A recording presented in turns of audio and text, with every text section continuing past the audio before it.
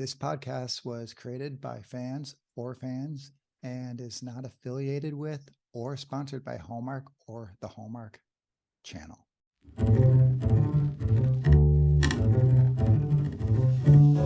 This is Eric. This is Sydney. And this is Hallmark Mysteries. And more. Okay, we're back with the legend Jonathan Christian Plummer. How are you doing? Good, Eric. How are you? I am good. Last time we talked was fantastic. Well, we talk obviously via social media and emails and stuff, but talk like this was when you shared the ending for episode 8, or what episode 8 would have been. And I tell you what, that was our by far our biggest episode we've ever had. We got actually some other press coverage referring to us. I was just on YouTube yesterday, and I'm still getting people giving comments. Thank you for the closure. So once again, thank you very much for doing that. Thank you for providing a forum for it. Yes. Yeah, it's really great. But then I'll admit, I also then still get the people who are very angry and refuse to move on. So I know.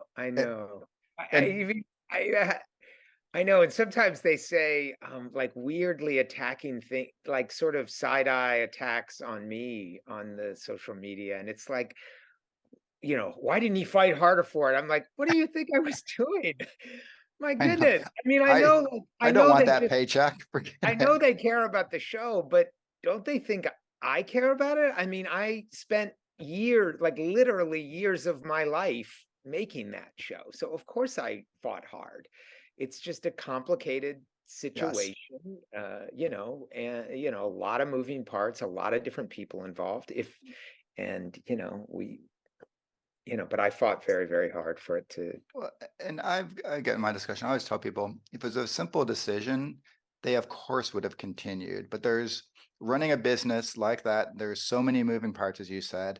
There's things we as fans, and you probably, you are even. There's things that I don't know. Basically, insider, right? And you don't, right? There's that whole other level behind the closed door. Oh my goodness! Yeah, it's a huge company. It's a huge, and people might decry that and say, "Oh, it's too big and it's too corporate." But listen, it's that you have to do that if you want to reach millions of people every day. You have to get big and corporate. I mean, that's just the fact. So, and I guess the way I sleep at night is I figure we may not know it, we may not understand it, but there is a reason why it had to be done. Yeah. And anyway, that's the way it is. Right? But I find it ironic, which today is a Mystery 101 marathon going on. So as we're talking, I woke every up. Month, I look up. It's still hugely popular. I mean, it still does very, very well. Yes. Yeah, I had one of the people who dropped a little comment on me because I posted like, "Hey, it's the marathon today. Give it a watch." And he's like, "Why would I with that ending?" I'm like, "Because you should appreciate what you have and not, be upset with what you don't." And then I move on. I can't fight that battle anymore. But let's move on. Yeah. So the big news going on is the strike. I was hoping that when we first talked, you'd have a wonderful some news, but hopefully getting close, right? Keep refreshing that Apple News app. I think we're getting really close. So just so people have a sense, this is a Saturday, right? Saturday the 23rd. It's a Yom Kippur weekend. It's Yom Kippur on Monday, which usually in Hollywood, in the entertainment industry, any weekend, any long weekend, is a chance to take like 5 days off, right? In fact, the studios agreed to come back to the negotiating table on Wednesday and meet with our negotiating committee.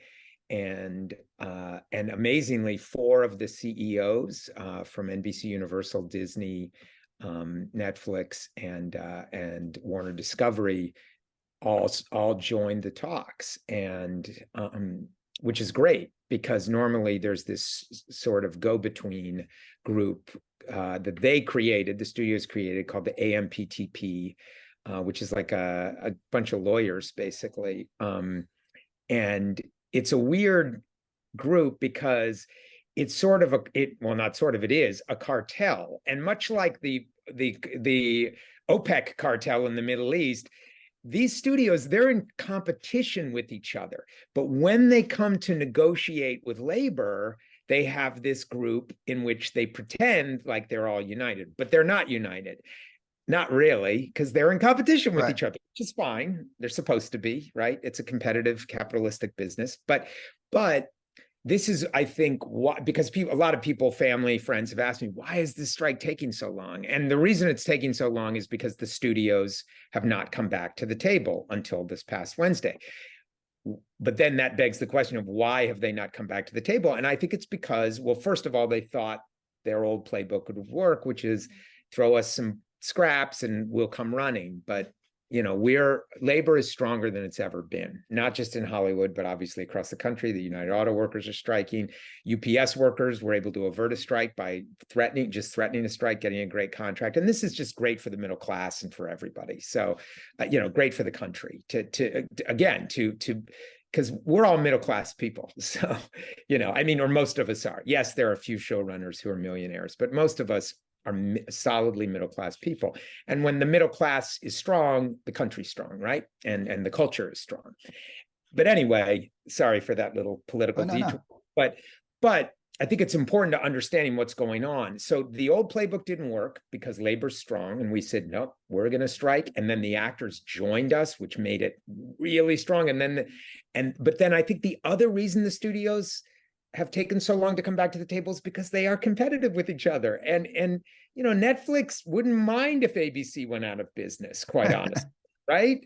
I mean, Netflix is trying to put ABC out of business normally. So, but what they've finally realized is, you know what? We have this group. We're supposed to be united. So we are going to come back to the table, be united. So that started on Wednesday. I think the talks, we got a joint message from our negotiating committee, WGA negotiating committee, and the AMPTP on Wednesday night. And that was so encouraging to everyone. So encouraging that I think some people were predicting the strike would be over on Thursday. It wasn't, and it wasn't over on Friday either. But the amazing thing is they've said, we pause negotiations. We will continue on Saturday, which is today, a holiday, a weekend on a holiday weekend. And so I think that's very encouraging. It means we're getting close. It means we're getting really close. And, there's going to be compromise from both sides because that's what negotiations are about.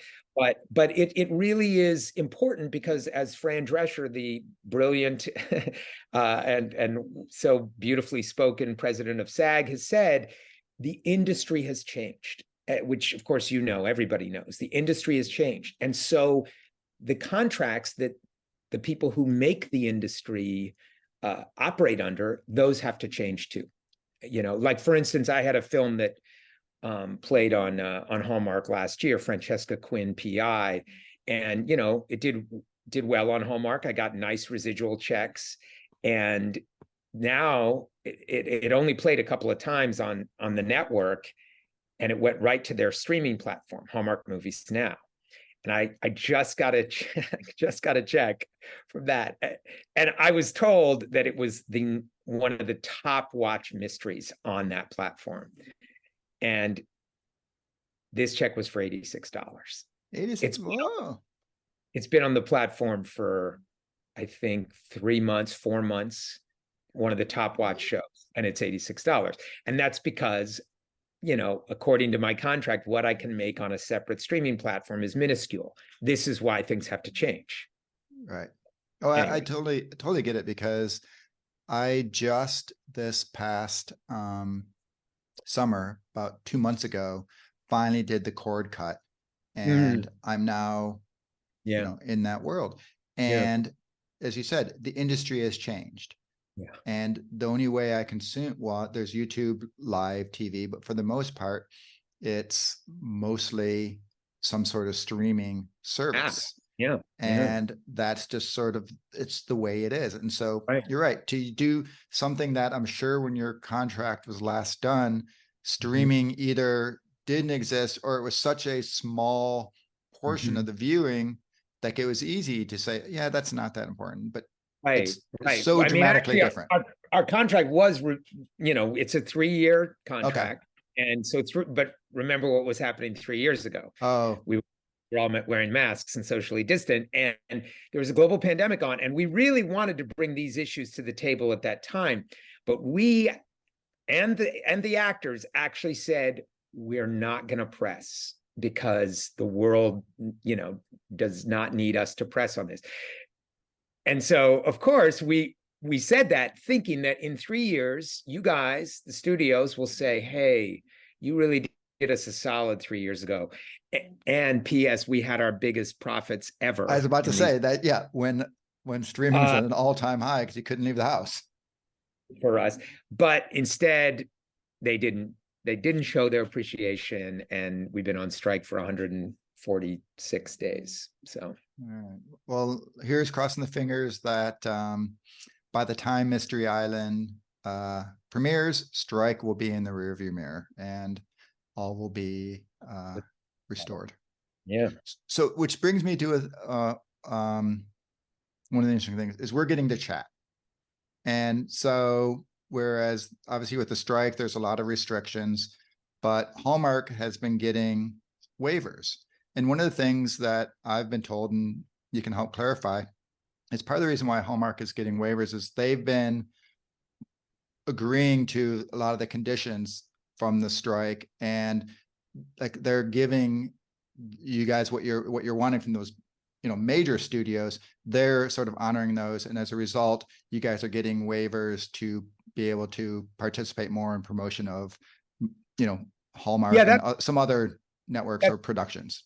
Actors, I mean, I think, like the way the writers work, the way our strike rules work is if somebody reaches out to us directly, like you and I know each other directly. So, and even if we'd been put in touch initially through the PR wing of the studio, you could, if you reach out to me directly and say, hey, John, want to come do another podcast, then I'm allowed to say yes, because it's a personal relationship. It's a personal connection. Gotcha. What I'm not allowed to do is if have the PR, reps at Hallmark, if they say, hey, we want you to go talk to Eric, and I would have to say, no, I can't. Gotcha. I can't. So okay. All right. So you have been 141 days or whatever there. So have you been actually, while you're not officially writing, do you still on, like, just can't help it, right? You're a writer. I mean, just so everybody knows, like, I'll just speak for myself and my friends I know, we're all writing. Everybody's writing. We're just not writing under contracts that, these studios are paying us for. But so we're unemployed, but we're not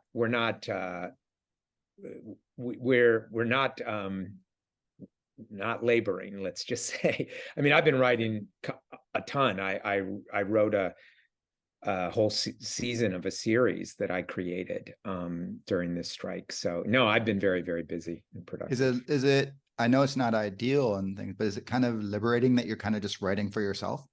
Yeah, it is liberating. Oh, it's wonderful. It's always great to be able to write. I mean, I always try with everything I'm doing to bring myself 100% to it and make it mine. But no question. It's really, and I actually started writing a book about writing mysteries for the screen. It's called Mystery Writing 101. I love it. It is a book that's designed to teach people how to do what I do, which is, write whodunits for the screen. So, or for publication, of course, all the things apply, but yeah. So I started it because I thought, my cousin said, why don't you write a book on this, and because I think a lot of people would want to know how to do it. So anyway, I started doing that too. It's a little different type of writing when you're writing a book than screenplays, obviously, right? Yeah, definitely. But I've done that too. So yeah. All right. Well, let's get to what everyone's wanted to hear about a little Mystery Island. So you teased us way back in the spring. So how's it feel to finally having this come to fruition? Because you said it was like this really cool, novel idea. Well, I mean, I don't know how novel it is, but Hallmark's never had anything like close to this. This is a show that, I mean, it's a movie, original movie. Hopefully it'll become a series of movies, that I pitched to Hallmark last summer. They were asked, my friend Emily, who's one of my executives at Hallmark, had said to me, "We're looking for something really fun and that really dives like full on into the whodunit thing." And so I had this idea that I pitched her called Mystery Island, which is a place, it's about a place called Mystery Island, which is a destination vacation for, mostly wealthy people, to go and play one of those murder games where they get it to, there's a pretend murder and they get to spend their weekend solving it. And of course, in this episode, somebody ends up really dead, but so anyway, that's the premise and that's the setup. And the lead character is a psychiatrist rather, who works for the police force in London, for the Metropolitan Police Force in London. And then she's there on the island with her best friend, who's a baroness, who is a very rich woman, who brings her to the island because Emelia, who's the lead character, is having second thoughts about the work that she does, and she just really needs a reset. And so her friend Janie, Baroness Alcott, insists that she come to Mystery Island because all the original investors in Mystery Island are coming together for a special anniversary weekend. And it's there that this unexpected murder happens, and real murder, and that brings Emelia and Janie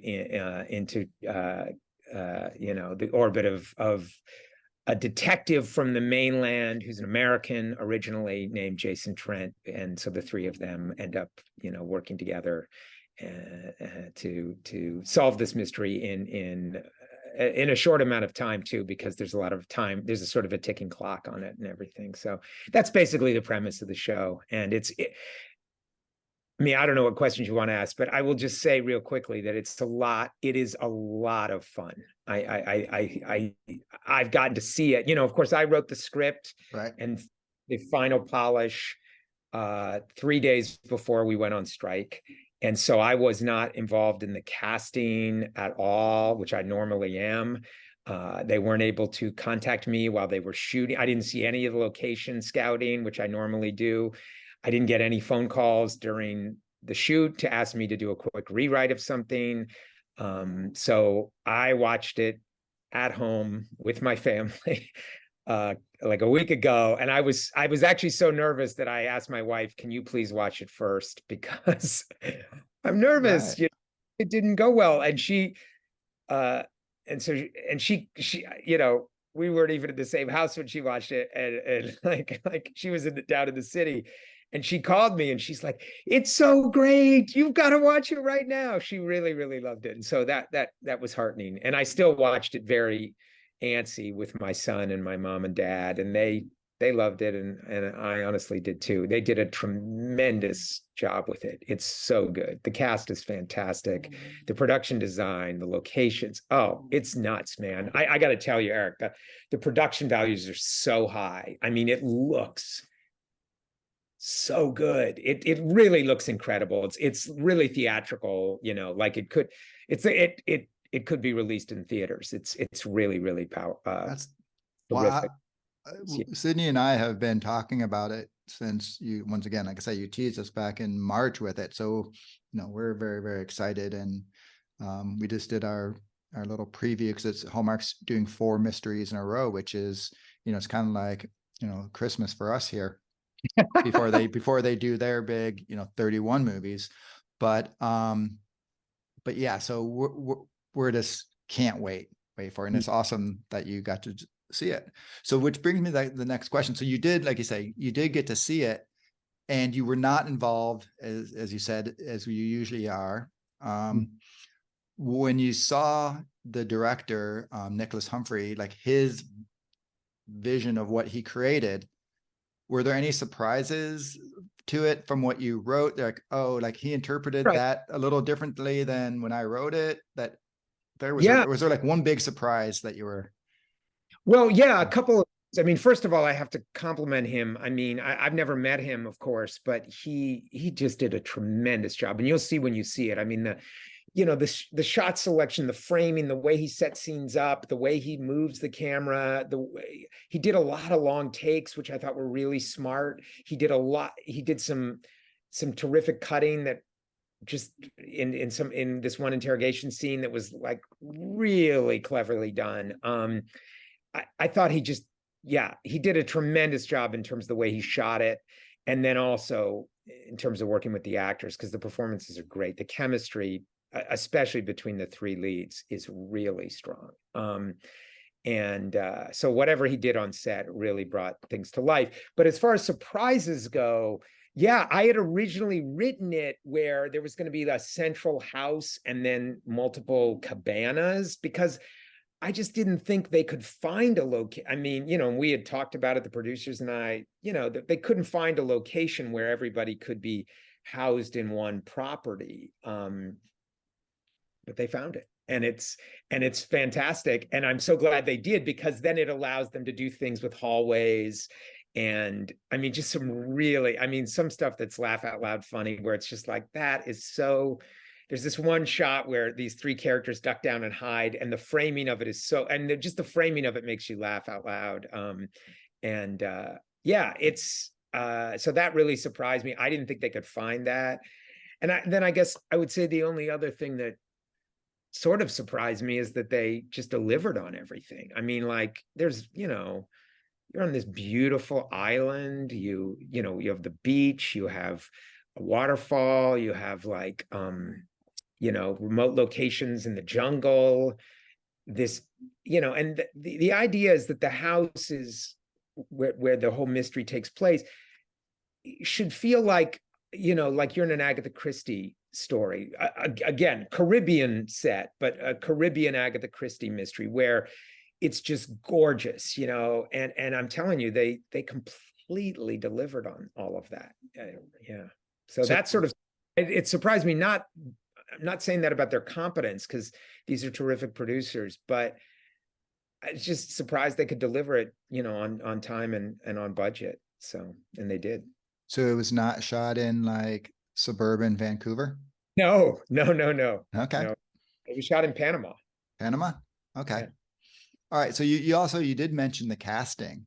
I was going to ask like what you thought of it, but clearly you are excited. So there's Elizabeth Henstridge, who plays the primary character, who's British. Was she written to be British? She was written to be British, yes. And so I wrote several characters that were Latino and several characters that were English. And actually the detective originally, the police detective, Jason, was originally English as well. And the producers said, you know what, can we, just to mix it up and shake it up, can we make him American? And I said, yeah, of course. But knowing we were going to shoot it somewhere in, potentially the Virgin Islands or that area, or Latin America, we knew that it would be easier to get those actors from those, English or Latino. And also, we just wanted diversity for one thing. And then it was just really important to me that the British characters were played by British actors. No shade on Americans doing English accents. They're, my son just did a movie where he did English accent for the whole movie. But I just thought, especially with Janie and Emelia, we wanted them to really be British, and to have not just to have the accent, but to have the way they turn a phrase, and just sort of their whole history, where they've studied at Oxford, and some of the, and we wanted, Janie's a baroness and stuff like that, so it just wouldn't have worked with American characters. So you were nice enough when you shared the little preview clip, and I'll tell you, English accents aren't usually something I find sexy, but Elizabeth, Yeah, I'll admit I am excited to watch this performance. she's wonderful. I mean, she's so terrific. And you know, so it's really fun, the show, I want to say. It's really funny. I mean, it's laugh out loud funny, I think. Okay. Especially some of the stuff between Janie and Emelia is, and also this other character called Sarge. Um, Stuff between him and Janie is laugh out loud funny. But there's also, you know, I mean, we're dealing with a murder. We're Right. dealing, you know, homicide. That's pretty brutal. And so we wanted it to have stakes. And of course, Emelia is a psychiatrist who works with the Metropolitan Police, helping them identify killers. So we wanted it to have stakes and have some emotional resonance, and also, you know, without spoiling it, some of Jason's backstory also has emotional resonance. And these actors, and Charlie Weber, who plays Jason, is fantastic. And you know, they just really were able to play all the different emotional colors that the script asks for. And yeah, they're terrific. So one of the things, and I don't know why, but I always get fascinated by characters' names in it. Mm. So when you write it, like how do you like come up with the name? Like, oh, this is going to be Emelia, you know, Priestley, because the name just seems perfect. I haven't seen the movie yet, but just looking at her and her character seems like a perfect name. Like, how do you come up with these names? And then as the story progresses and you're further along in the writing, do you ever go back and go, that's not, you know, Betty Smith, that should be a, you know, whatever, Jane von Struten or something? Like, do you go back and like rewrite their name after you've developed the character a little more? Sure, yes. I mean, as far as how I come up with the names, well, as you know, I chant, and which is chant Nam-myoho Right. Renge, you know, every day. And that's sort of the beginning of my writing process, because it's this meditation process, and things come to you. And a lot of times that's where the names come to me while I'm chanting.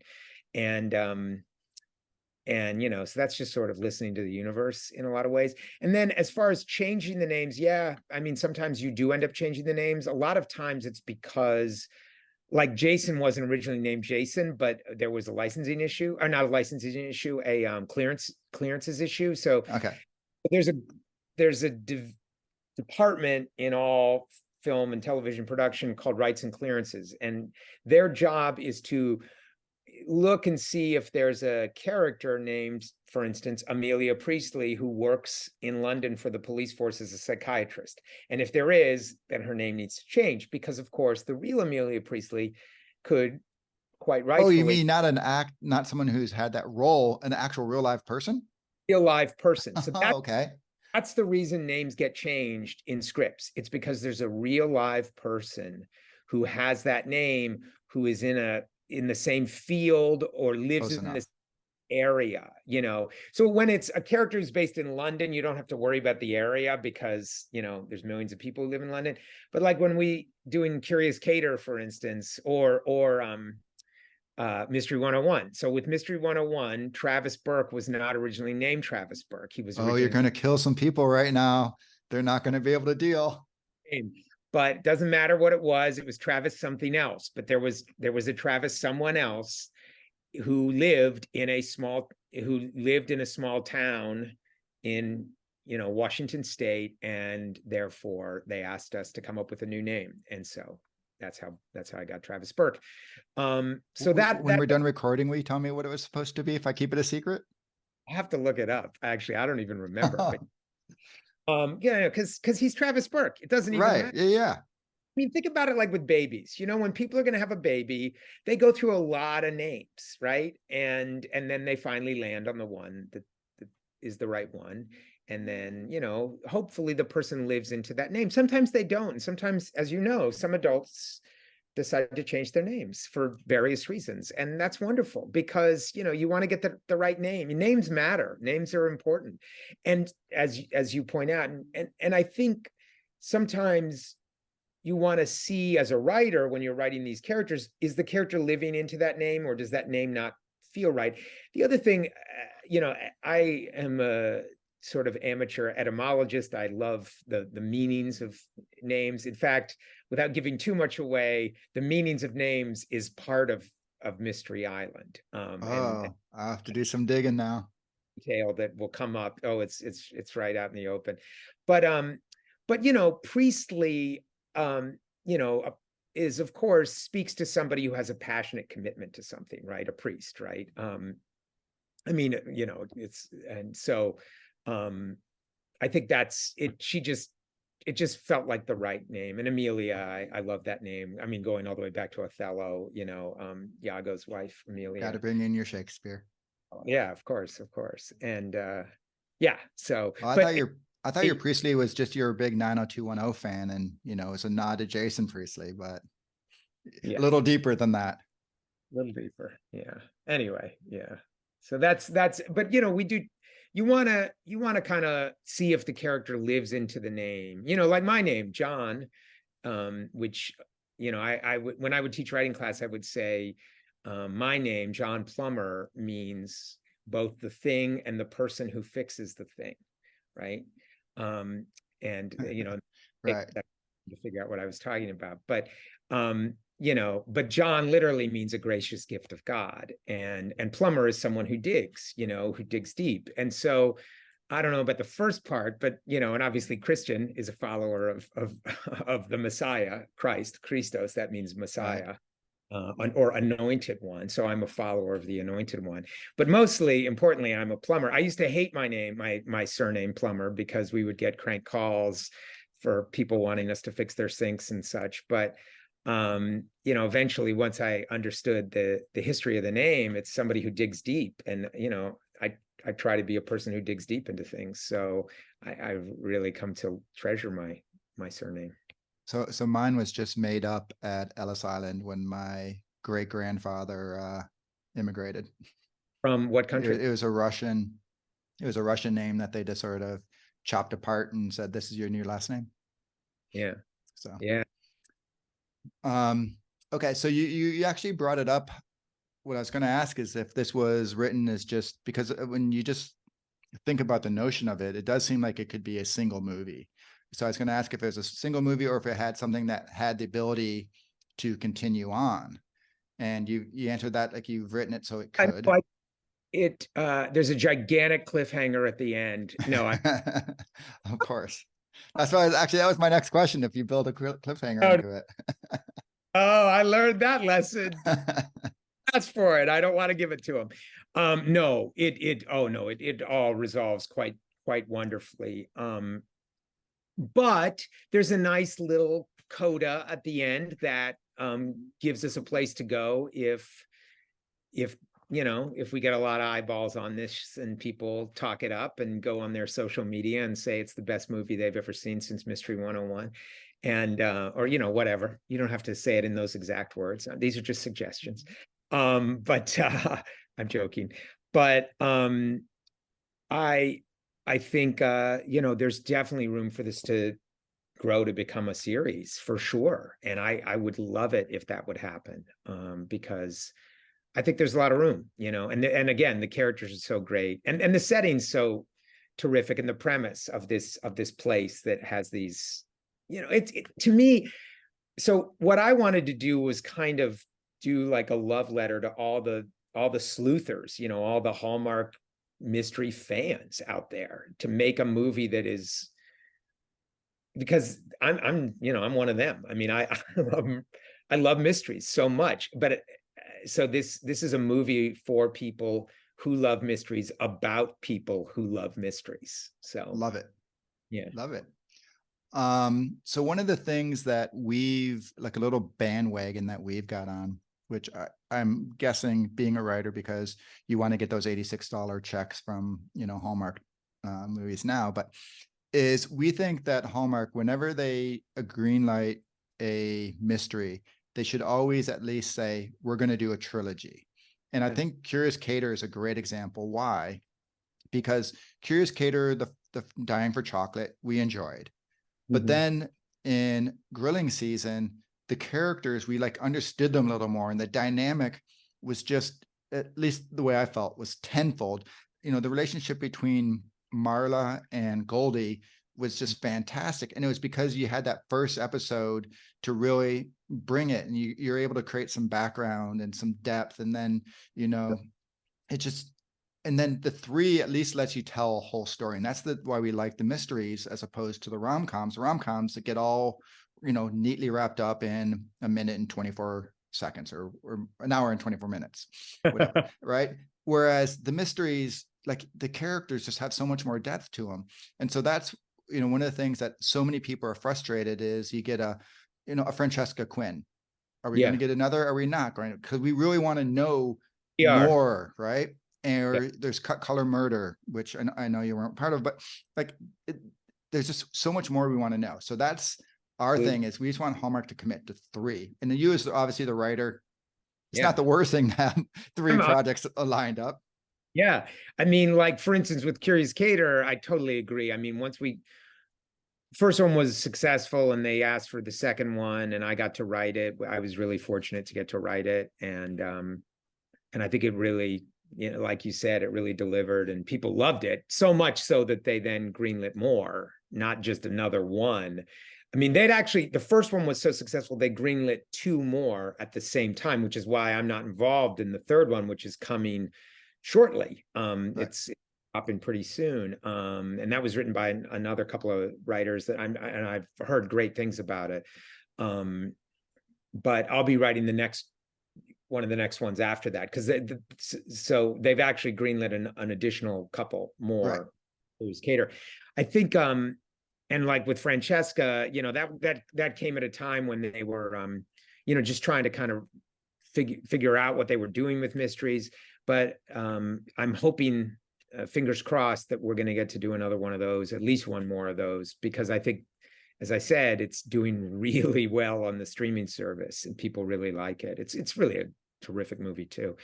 But yeah, so far, there's, you know, they're doing this model where they do one, and if it does well, then I think they order a few more. And I hope they'll keep doing that. But I also would be absolutely down with them, you know, greenlight a few. But I understand their reasons behind, you know, it's partially just, you know, financial prudence reasons. Like with Mystery 101, when we did the original one, that was just a one-off. They didn't know how it was going to do. Obviously, there was room for more, and then they ordered 3 more after that. And is that right? Yeah, I think 3 more. Yeah. So yeah, and it gets back to like how we started this conversation, sort of the difference between the fans' view of how entertainment industry should work and you know, corporate realities of how it works. You are correct in that if a show's successful, you know, if they do one, then they're very wisely then ordering a bunch more, whether it's 2 or 2, somewhere between 2 to 4 are being then ordered after that.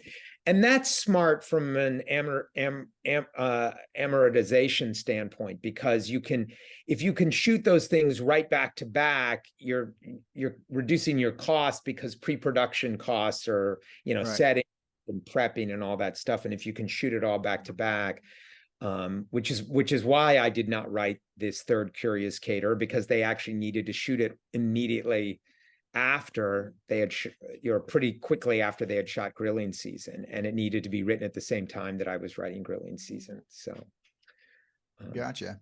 So, but yeah, like I say, and then even like I said, the writing aspect, but they have more depth, but just even the actors, you could see they had so much more comfort with each other, you know, because now Nikki and Andrew have worked together a bunch and are, you know, very well acquainted, but just with a lot of the other characters, there's just so much more naturalness with the whole thing. So that's why I liked Grilling Season more than the first one. I thought Marla was hilarious. So it's the same thing with Mystery 101. I mean, each one was better than the one before it. I mean, that's why people kept wanting more, you know. So hopefully this continues to happen with Mystery Island as well, is that we'll get to do another one and another one and, you know, another one. So okay, so while we are talking a little Curious Cater, just one quick question, and I mentioned Marla. So in the first one, Marla has her little florist where she does floral. Yet in the second one, she's abandoned her floral, and she's become like the catering sidekick.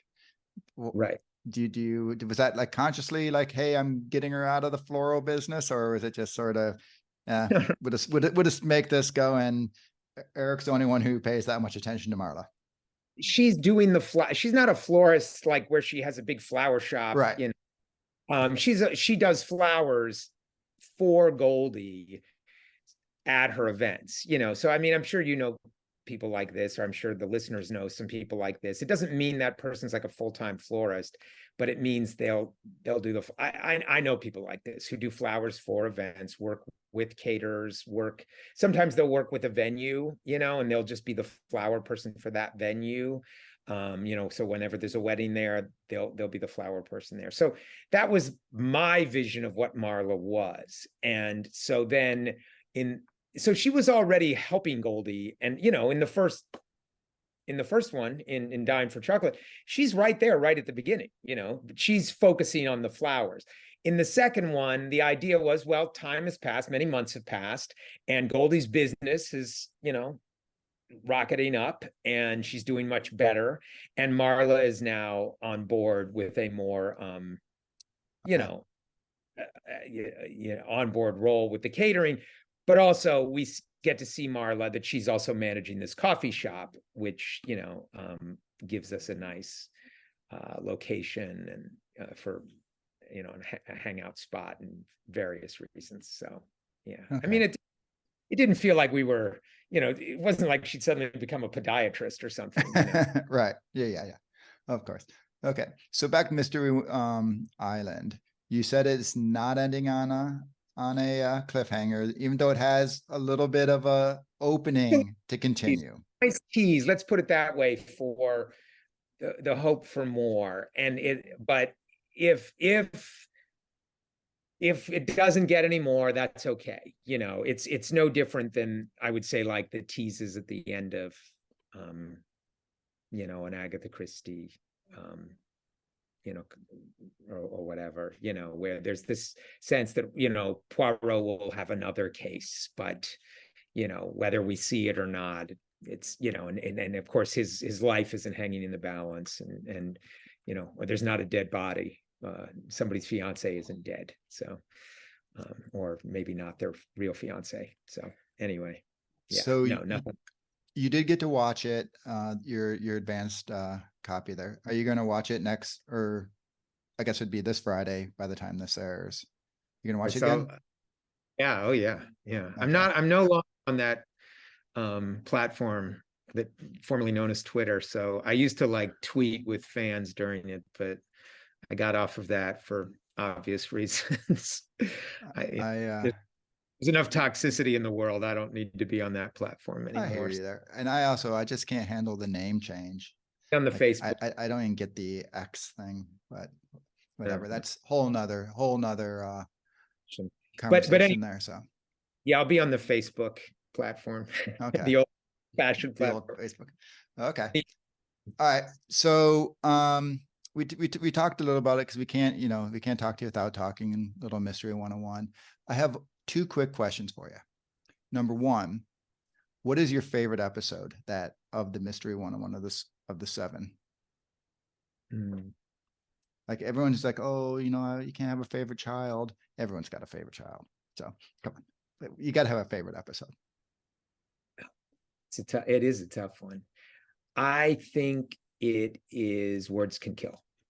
That's my favorite because I think the mystery is really terrific. It's about books, and I love books. It's about, you know, it's about writing and how powerful writing is and how powerful books are. And I mean, powerful enough that, you know, they can lead to murder. Right. And, you know, Robin, who played Graham, is so fantastic. He's fantastic in the entire series, but that's really an episode where he gets to, you know, come up and kind of with Jill and Chris and be, you know, working, you know, as a co-star with, I mean, he's always a co-star, whatever the terms mean, but you know, he gets more to do in that, and he's so good. And And then, you know, the character of Celia was, I think, really, really tremendous. And the actress who played her is so fantastic. And so that whole cast was fantastic. So I just thought they did such a great job producing that one. But I think the story is like my favorite. So Okay. I would say that one. All right. And then the other thing, so I did a little Instagram post this morning because like I say, I woke up, I walked the dogs, and all of a sudden I had on the TV and it was like Mystery 101 Marathon. I'm like, so I did a little Mystery 101 Marathon. Make sure you watch it, and a little picture of the TV with Amy on there, and then someone's response is best Hallmark mystery ever. And I, because I can't help but instigate, responded like until Mystery Island, right? Of which they did not agree with me quite strongly. But what would you say to these Mystery 101 people who have like sworn off new mysteries, saying, all I want are more Mystery 101s? What are you going to say to them to like get them excited for Friday's episode of Mystery I mean, Island? first of all, if all you want to, think about it for like food, right? I mean, of course, I love tacos, and I could eat tacos every week.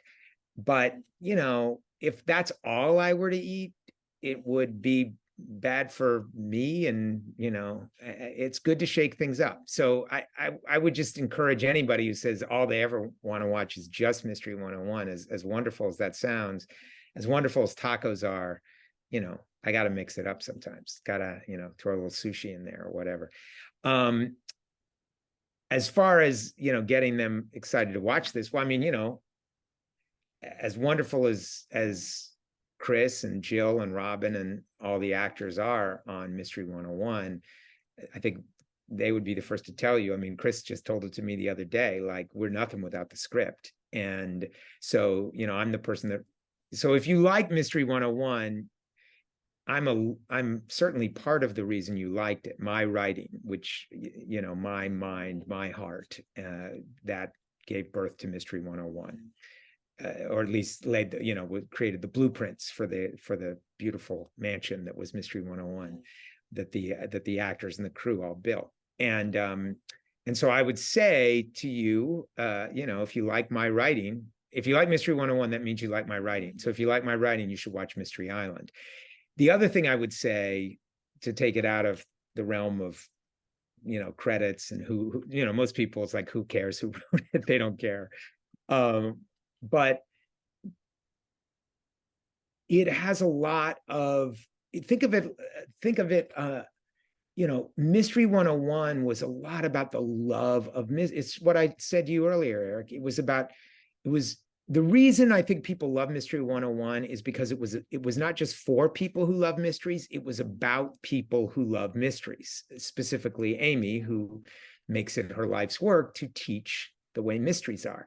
So in Mystery Island, we have a similar situation where you have people who love mysteries in a completely different way. There's no literature professor, it's a total, but in a lot of ways, because you have this destination vacation where these original mystery stories happen, and people are living in, it's like they're living inside a mystery novel.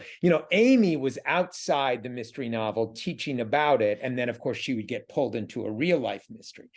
In Mystery Island, the people are putting themselves inside a mystery novel to play it out, but then inside that mystery novel, a real mystery takes place. And so that just, foments their furor even more to solve this. And it's just, as I said at the outset, I think another part of the reason people loved Mystery 101 was for the dialogue, the banter, the way these characters interacted with each other, their senses of humor, their intelligence.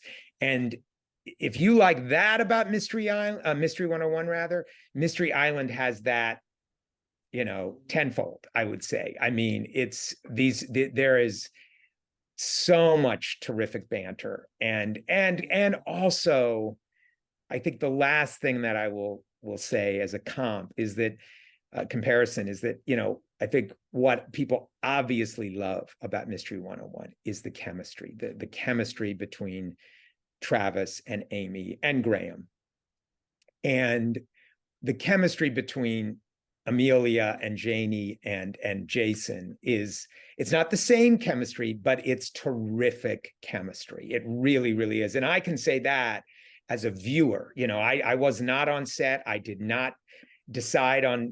even view one single casting tape or make one single casting decision. So I came to it in much the same way that the viewers will, totally, a new, novitiate, not knowing any of these people. And man, I was totally blown away. And my wife is the same thing. She was like, their chemistry is fantastic. So I think that kind of, especially the chemistry between the male and female lead, in this case, Elizabeth and Charlie, that, again, it's not the same as Jill and Chris, but in the same way that Jill and Chris have great chemistry, Elizabeth and Charlie have great chemistry. Well, you got me excited. Yeah. And I agree with you with your first point. And that's sort of one of the things I always, once again, because I can't help but instigate, but I always say it's like, John's writing this. So, that's where this all comes from. You don't bag on, oh, this one's terrible. It's the same guy. So, okay. But you got me excited. Like I say, I'm really excited and I think that's part of the reason why we watch the mysteries on Hallmark versus some other places, is for that chemistry. So the fact, like you're saying, that they nailed it is very exciting. Now, just I think the sense of fun, like with Francesca Quinn, I know, some people might say, well, I watched that and John wrote that and I didn't like that. It was too dark, but that was the remit for Francesca Quinn. Right. We're consciously saying, let's make something a little darker. This is really a hard-boiled private investment. I mean, she narrates the thing, for crying out loud, right? So that was intentional. This Mystery Island is much more tonally in the pocket with Mystery 101. It's fun. It's really, really fun. Francesca Quinn's an interesting one because it seems to have people absolutely love it, or they're like, I don't like it. And it's probably, you're right, because it's the darker, it's not like any of the other Hallmarks. It's by far, I would say, the darkest of all the Hallmark. I mean, a serial killer. I mean, like a real serial killer who's a real character, and and who's not just like, in two scenes as a device. This is like, so I think that was it, because the people who didn't like it were just expecting something else. The people who loved it were really blown away by it, and there's an appetite for that, and that's what it showed. And honestly, the fact that it's such a big hit on the streaming platform proves that the Hallmark audience is not monolithic, and there is an appetite for some darker stuff. There's an appetite for some sillier stuff too, and so everything in between. Yeah. Okay. All right. I have one last question, curious Cater, and then we're going to do a little rapid fire questions to wrap up. Okay. You may or may not be able to answer this. You said you're doing the fourth one, I think, or fourth or fifth. Well, I know we can't reveal too much. Can you at least say what book it's based off of? Which I know has nothing to do with your writing, because Grilling Season, as we talked, took one tiny little scene from the grilling from the book. You don't adhere too much to those pages. I can't say because I don't know.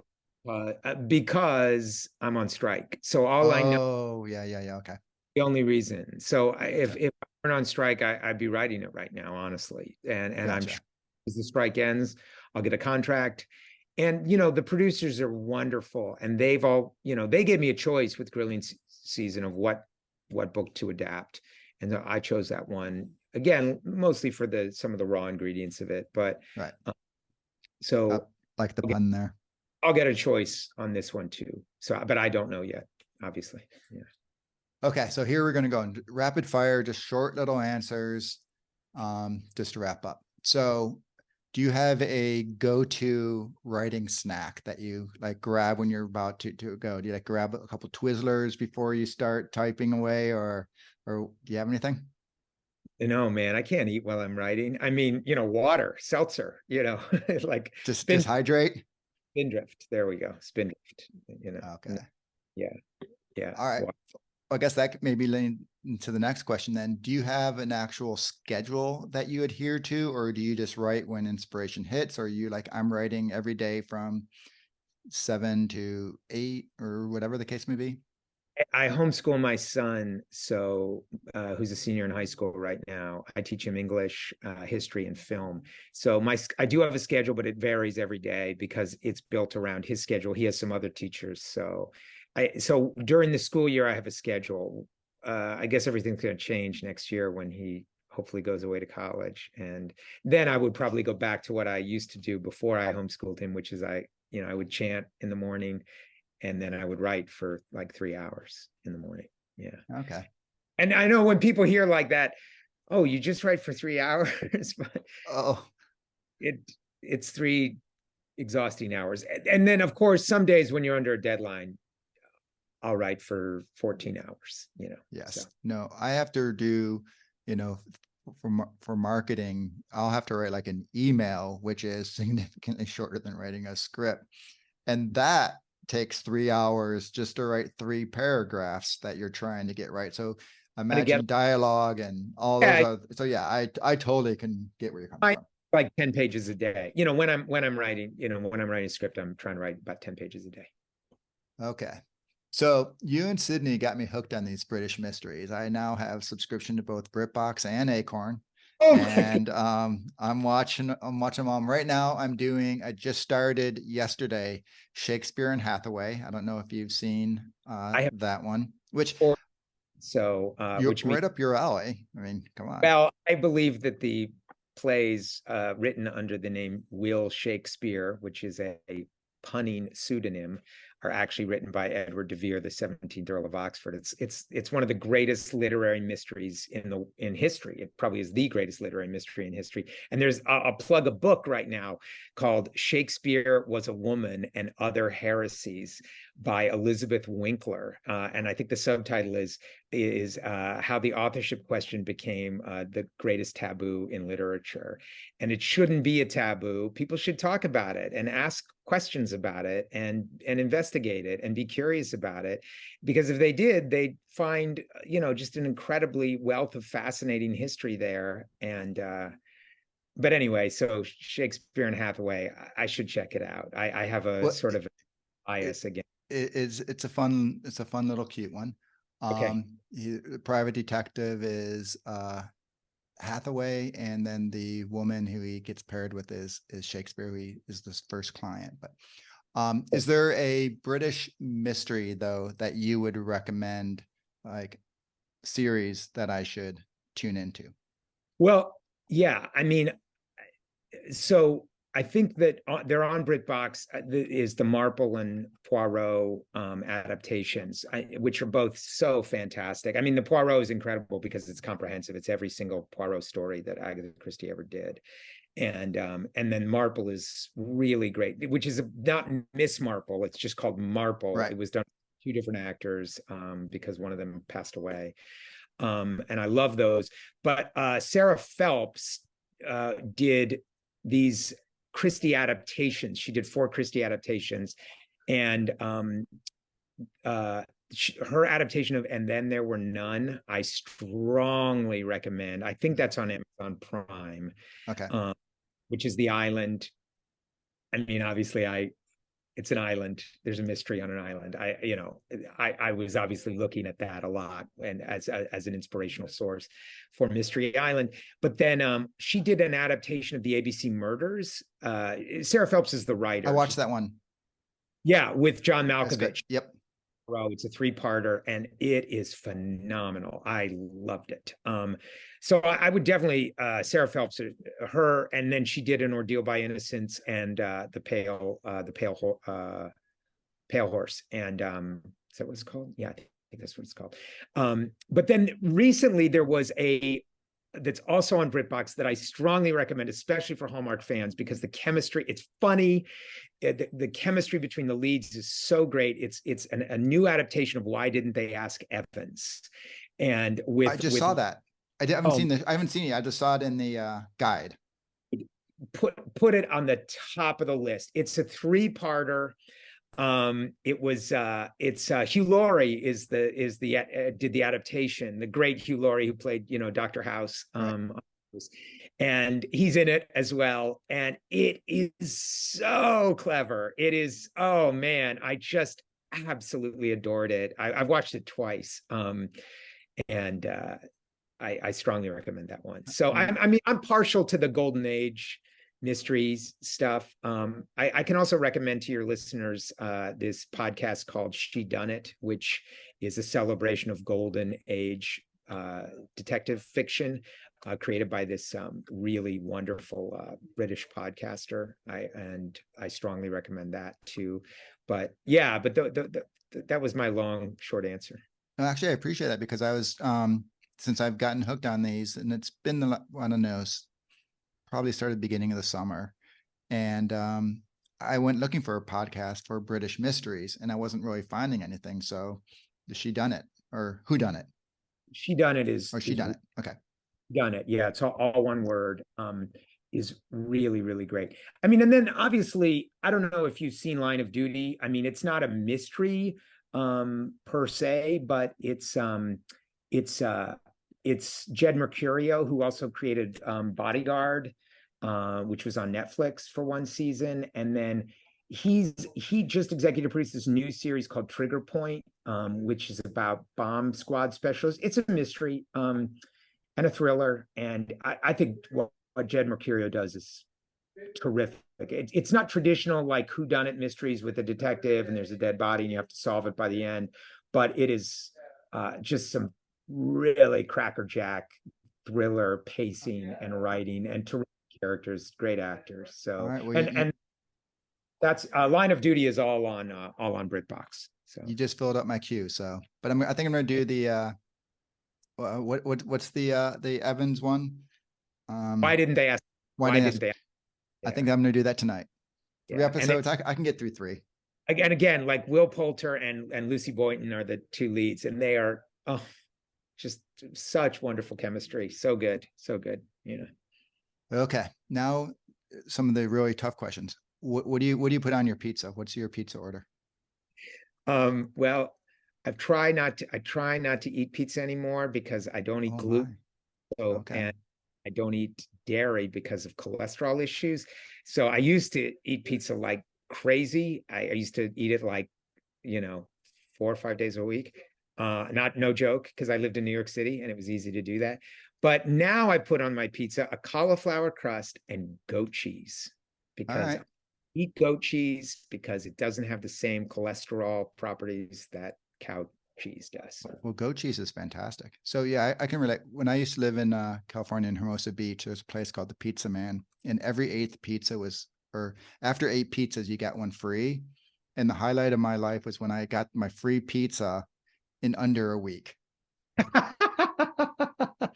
And they actually would know me when I'd call. So I had a friend who was over, and we're like, "Hey, let's do pizza." I'm like, "Okay, you order it, and I'll, you pick it up and I'll pay." And so he calls up and they answer the phone. "Hey, Eric." And he was like blown away that they knew me. I'm like, "Yeah, I order a few pizzas from the Pizza Man." So, okay. So the next question is, are people who put pineapple on their pizza psychotic? No, not at all. Not as long as they put ham on it with the pineapple. Okay. Yeah, of course, ham, I mean prosciutto, Parma ham, or I guess pepperoni. But no, I've done that, and it wasn't a mainstay for me. But yeah, man, Hawaiian pizza. I mean, that's like calling the entire state of Hawaii psychotic. How can one, seriously, our most beautiful state be filled with psychopaths? It's not possible. No, sorry, they're not psychotic. All right. So who would play you if they were doing a JCP biography? Who would you want to play you? Son Charlie, who's a Oh, fantastic. yeah. good actor. But if not him, obviously John Malkovich. That would be my dream casting. I mean, Okay. I'm a little bit younger than him, but many people, it's either him or Billy Bob Thornton. People say to me, "You look like that guy. Who's that guy?" Like Billy Bob Thornton. They're like, "No, John Malkovich." Yeah. All right. All right. What's the best Agatha Christie mystery? If you had to pick one. Well, the best, I think by the best you mean like what's my favorite. Yeah. And I would actually say the ABC Murders. I mean, it really has the things I really love, which are puzzles, which is a tremendous misdirection in the ABC Murders, and and uh, and then a serial killer, which I'm a big fan of. I'm a fan of serial killers. I mean, I know what you mean. Right. from a because it makes everything harder, because the stakes get higher, because the detectives need to solve it gets worse and worse with so yeah, so I would say the ABC Murders. All right. I obviously everybody loves Murder on the Orient Express. It's absolutely sublime and brilliant. And I just reread it a couple of years ago to my son. And it's still an incredible read, but I think the ABC Murders for the reasons I said. Okay. All right. So Mystery Island's obviously about a mysterious destination. What's the favorite place you visited? Oh, wow. What a great question.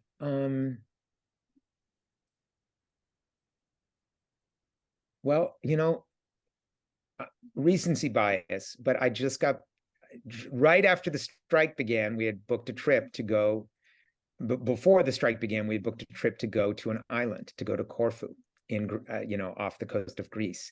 And that's probably it. My son was shooting a film there, and it was unbelievable. I mean, just absolutely extraordinary. And so I guess I would choose the island of Corfu. Would that be a good place to have a Mystery Island too? Oh yeah. Oh my goodness. You'd have to be on set for that one, right? Yeah.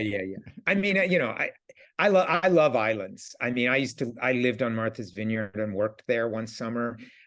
Islands are fantastic places, and they're great places for murder because, of course, you have lots of challenges in terms of solving it. You're isolated, and it's beautiful, and there's treacherous terrain and all of these things. So yeah, Corfu, that'd be number one for me. I'd never been there before. It was incredible. Awesome. I strongly. All right. How do you feel about cliffhangers? I love them as long as there's a next chapter. Dickens was one of the real pioneers. I don't think he invented it, but he was one of the pioneers of it. And he did it in because Dickens published his novels initially in newspaper form, so there'd be a new chapter every week. In fact, there's like an incredible story because they'd come over on steamships to America, that they'd bring the galleys, and people would wait at the docks for the next chapter of Little Dorrit or whatever, just wanting to get their hands on it.